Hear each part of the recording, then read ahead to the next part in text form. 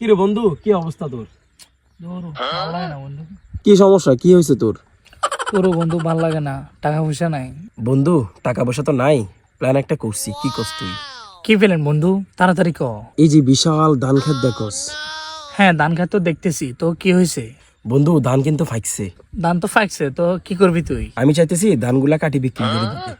কত টাকার ধান বিক্রি করবি? সর্বনিম্ন হলেও তো 1 লাখ টাকা ধান বিক্রি করতে পারবো। আমারে কত দিবি? তোরে 20,000 টাকা দেবো, আর 70,000 টাকা আমি নেবো, কারণ আমি তো কাজ বেশি করবো এই জন্য আর কি। না বন্ধু এটা তো হবে না, 50-50 দিতে হবে।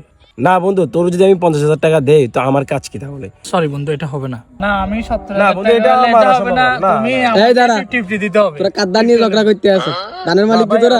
আমগো ধানগুলো আর কি, এই যে আমরা ক্ষেত করছিলাম, আমাদের ক্ষেতে হাড্ডি ভাঙি ফেলাম পিডি, বুঝছত বেটারা? আরেকজনের ধান নিয়ে আপনি কোথা থেকে আসছেন? আরেকজনের ধান নিয়ে কেন তোরা মারামারি করতে আছে এখানে?